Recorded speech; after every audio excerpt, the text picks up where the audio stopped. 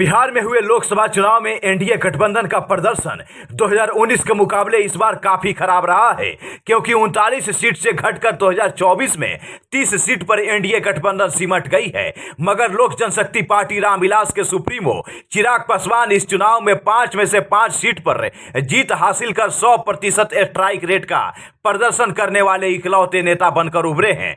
लोकसभा चुनाव में चिराग पासवान की पार्टी ने 5 सीट पर चुनाव लड़ा था, जिसमें हाजीपुर, जमुई, खगड़िया, समस्तीपुर और वैशाली सीट शामिल है। सबसे दिलचस्प बात तो यह है कि चिराग पासवान की पार्टी ने चुनाव में जबरदस्त प्रदर्शन करते हुए सभी 5 सीट पर जीत हासिल की है। हाजीपुर से जहां चिराग पासवान चुनाव में जीते हैं, वहीं उनके जीजा अरुण भारती ने जमुई में जीत हासिल की है। खगड़िया से राजेश वर्मा और समस्तीपुर से शाम्भी चौधरी समेत वैशाली में बीना देवी भी चुनाव जीत चुकी है। हाजीपुर में जहां चिराग पासवान ने राजद के प्रत्याशी शिवचंद्र राम को 1,70,105 वोट के अंतर से हराया, वहीं जमुई में अरुण भारती ने राजद प्रत्याशी अर्चना रविदास को 1,12,482 वोट के अंतर से चुनावी जीत हासिल की। समस्तीपुर में शाम्भी चौधरी ने कांग्रेस के प्रत्याशी सनी हजारी को 1,87,251 वोट के अंतर से हराया।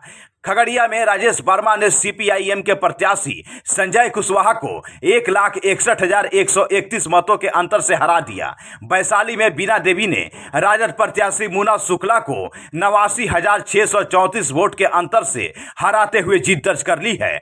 वहीं अगर वोट शेयर के आंकड़ों पर भी नजर डालें तो स्पष्ट होता है कि चिराग पासवान के पास जो 6% दलित और पासवान वोट बैंक था, वह इस चुनाव में भी उनके साथ मजबूती से खड़ा रहा है और इन चुनाव में चिराग पासवान की पार्टी को 6.47% वोट शेयर हुआ है। दिलचस्प तो बात यह है कि लोकसभा चुनाव में भले ही बीजेपी को अपने दम पर बहुमत प्राप्त नहीं हुआ है, मगर इसके बावजूद भी चिराग पासवान ने यह स्पष्ट किया है कि नरेंद्र मोदी के वह हनुमान हैं और एनडीए के साथ ही बने रहेंगे। गौरतलब है कि 2020 में पूर्व केंद्रीय मंत्री और लोक जनशक्ति पार्टी के संस्थापक रामविलास पासवान के निधन के बाद लोक जनशक्ति पार्टी में टूट हो गई थी और चाचा पशुपति पारस ने पार्टी के 4 सांसदों को तोड़कर नई पार्टी बना ली थी। मगर इस बार लोकसभा चुनाव से पहले बीजेपी ने पशुपति पारस को तरजीह न देते हुए चिराग पासवान को 5 सीट दे दिया था और इस बार चुनावी नतीजों में चिराग पासवान की पार्टी बिहार में 100% स्ट्राइक रेट के साथ सबसे बढ़िया प्रदर्शन करने वाली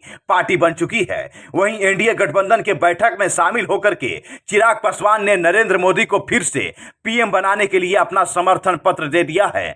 सरकार बनते ही चिराग पासवान मंत्री पद की शपथ भी लेने वाले हैं, क्योंकि उनकी पार्टी को 2 मंत्री पद मिलने वाली है, जिसमें से एक मंत्रालय चिराग पासवान खुद अपने पास रखेंगे तो वहीं दूसरी मंत्री पद अपने पार्टी के जीते हुए सांसद को देंगे। चिराग पासवान ने इस बार के चुनाव में यह साबित तो जरूर कर दिया है कि पासवान समाज का वोट बैंक हमारे पार्टी के साथ जुड़ी हुई है। साथ में उन्होंने यह भी दिखा दिया है कि बिहार में युवाओं का एक बड़ा खेमा भी हमारे साथ जुड़ा हुआ है। वहीं चिराग पासवान की लगातार बढ़ रही लोकप्रियता से उनके चाचा पशुपति पारस को एक बड़ा झटका जरूर लग रहा होगा, क्योंकि कल तक केंद्र में पशुपति पारस खुद मंत्री बने हुए थे, लेकिन अब चिराग पासवान को मंत्री बनते हुए देख थोड़ी सी उनकी परेशानी जरूर बढ़ेगी।